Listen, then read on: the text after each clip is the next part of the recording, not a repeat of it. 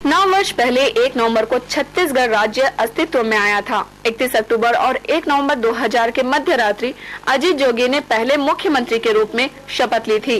राज्य बनने के बाद छत्तीसगढ़ के विकास को पंख लग गए और प्रदेश का चहुमुखी विकास शुरू हो गया। 1 नवंबर को हर वर्ष प्रदेश की राजधानी रायपुर ही नहीं बल्कि हर जिला मुख्यालयों का राज्योत्सव मनाने की परंपरा शुरू की गई। कोरबा में भी राज्योत्सव धूमधाम से मनाया जाने लगा। इस राज्योत्सव में जिले में चल रहे विकास कार्यों की जानकारी आम की जाती रही। मनोरंजक और ज्ञानवर्धक कार्यक्रमों के जरिए लोगों के साथ खुशियां बांटने का क्रम आगे बढ़ता रहा। लेकिन वर्ष 2009 में राज्य गठन के दिन कोई कार्यक्रम आयोजित नहीं किया गया, जिससे कोरबा के आम और खास लोगों में निराशा का भाव देखा गया। आइए अब हम आपको कुछ खास लोगों के विचारों से अवगत कराते हैं। अब हमारे जिले में तो नहीं मनाया जा रहा है, बात सत्य है, और जिलों में मनाया जा रहा है कि नहीं मालूम है, इसके बारे में जानकारी नहीं है। लेकिन यदि छत्तीसगढ़ राज्य उत्सव हुआ तो थोड़े न थोड़े रूप में हर एक जिले में राज्योत्सव मनाया जाना चाहिए। राज्योत्सव के रूप में बिल्कुल मनाना चाहिए। एक छोटे राज्य के रूप में हम लोगों को जैसा मिला था और जैसा विकास हुआ है, इसको हर जिले में मनाना चाहिए। पर अभी प्रदेश स्तर पे इसे मनाया जा रहा है, और इस क्यों नहीं मनाया जा रहा है, इसके लिए ये जिला स्तर पे सोच का एक विषय है। 31 अक्टूबर की दोपहर साडा कॉलोनी जमनीपाली के लोगों ने कपड़ा चोरी करते हुए अटल आवास के कुछ बच्चों को पकड़ा। इन बच्चों से जब पूछा गया तो इन्होंने चोरी किए कपड़े को MIG 37 में संचालित प्रार्थना भवन में रखने की बात कही। इस बारे में कॉलोनी वालों ने जब अटल आवास पहुंचकर छानबीन की तो यहाँ कुछ ऐसी महिलाएं और बच्चे मिले जो चोरी गए कपड़े पहने हुए थे। इनसे जब पूछा गया कि ये कपड़े कहाँ से लाए तो इनका जवाब था कि धर्म का प्रचार करने अटल आवास आए व्यक्ति की पत्नी ने दिया।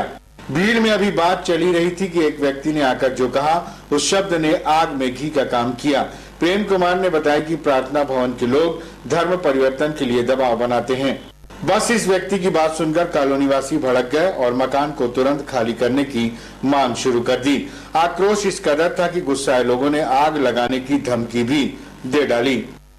तनाव बढ़ता देख मौके पर पहुंची दर्री पुलिस ने मामले को शांत करने का प्रयास किया, लेकिन लोग मकान खाली करवाने की जिद पर अड़े रहे। अंत में मकान को खाली करा दिया गया, तब जाकर मामला शांत हुआ।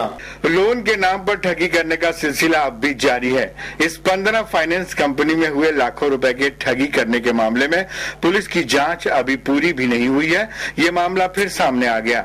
इस 15 फाइनेंस कंपनी से लोन दिलाने के नाम पर इमली डुग्गू की एक महिला सरस्वती दास ने 30 ग्रामीणों से 75,000 रुपए की ठगी कर ली। काफी दिनों बाद जब इन लोगों ने सरस्वती के घर पहुंचकर पता किया तो पाया कि वो घर बेचकर फरार हो गई है। ठगी के शिकार सभी लोग 31 अक्टूबर को कोतवाली पहुंचे और पुलिस से इसकी शिकायत की। पुलिस ने जल्द ही आरोपी महिला को पकड़ने का आश्वासन दिया है। गौरतलब है कि जिले में अब भी कुछ ऐसे लोग सक्रिय हैं जो भोले भाले लोगों को लोन दिलाने के लिए ठग रहे हैं। आवश्यकता है ऐसे लोगों से सावधान रहने की। तुलसीनगर के लोगों ने बताया कि रोपवे कई बार टूटकर रोड पर आ जाता है। यहाँ पर किसी भी प्रकार की सुरक्षा के लिए कोई भी उपाय नहीं किए गए हैं। इसके टूटने से बड़ी दुर्घटना की आशंका बनी रहती है। मुंडा खदान से लगा हुआ है ग्राम पंचायत पाली, जहां अक्टूबर महीने की आखिरी तारीख को काफी चहल पहल थी। यहाँ जिला स्तरीय जन समस्या निवारण शिविर का आयोजन था। पाली पंचायत के अलावा आसपास के गाँव में मुनादी करा दी गई थी कि जिन्हें भी अपनी समस्या के अलावा दूसरे प्रशासनिक कार्य कराने हैं वे शिविर में पहुंचे। सुबह से ही जिले के सरकारी विभागों के अधिकारी अपने अमले के साथ यहां पहुंच गए थे, जिनसे मिलकर ग्रामीण अपना आवेदन जमा कर रहे थे। यहां मौके पर ही ग्रामीणों को आय और निवास प्रमाण पत्रों के अलावा जमीनों के कागजात भी दिए जा रहे थे।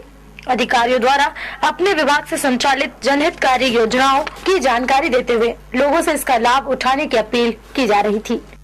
पाली और आसपास के गांव SCCL से प्रभावित हैं और यहाँ के लोगों की एक समस्या ये भी है कि SCCL ने अनेक लोगों की जमीनें ले ली हैं, लेकिन उन्हें नौकरी देने के नाम पर हीला हवाला किया जा रहा है। ऐसे लोगों ने भी अपनी बात अधिकारियों के समक्ष रखी। यहाँ दोपहर बाद जिलाधीश अशोक अग्रवाल पहुँचे, उन्हें भी अनेक लोगों ने आवेदन दिया। श्री अग्रवाल ने मौके पर ही अधिकारियों को इनकी समस्याओं के निराकरण का निर्देश दिया। संपूर्ण देश में गौ संरक्षण संवर्धन के लिए सकारात्मक वातावरण निर्माण के उद्देश्य से विश्व मंगल गौ ग्राम यात्रा 30 सितंबर 2009 से हरियाणा से प्रारंभ की गई है, जिसका समापन नागपुर में होगा।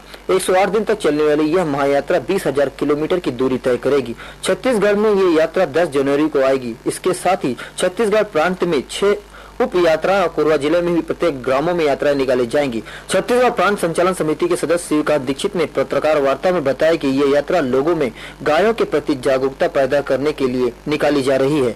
हरियाणा से चलकर इस अभियान का 17 जनवरी को नागपुर महाराष्ट्र में समापन होगा। इस पत्रकार वार्ता में गौ ग्राम यात्रा समिति से जुड़े पदाधिकारी मोहम्मद यूनुस खान, जुड़ावन सिंह ठाकुर, रामगोपाल पांडे, बिंदेश्वर प्रसाद और रणधीर पांडे उपस्थित थे। छत्तीसगढ़ शासन के द्वारा प्रत्येक जिले में स्थानीय कलाकारों को बढ़ावा देने खेल एवं युवा कल्याण विभाग के द्वारा समय समय पर कई कार्यक्रम आयोजित किए जाते हैं। इसी कड़ी में 31 अक्टूबर की शाम को सीएसबी के सीनियर क्लब में युवा उत्सव का आयोजन किया गया।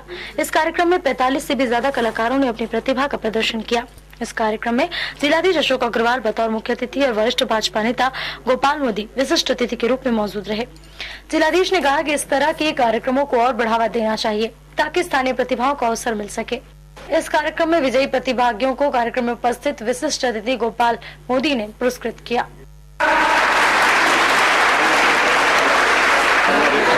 सरस्वती शिशु मंदिर उच्चतर माध्यमिक विद्यालय सीतामढ़ी में आयोजित इस प्रतियोगिता में अखंड मध्य प्रदेश और छत्तीसगढ़ के ग्रामीण व शहरी क्षेत्र के बच्चे भाग ले रहे हैं, जिसमें बाल वर्ग और किशोर वर्ग के बच्चों द्वारा विभिन्न प्रतियोगिताओं में भाग लिया जा रहा है।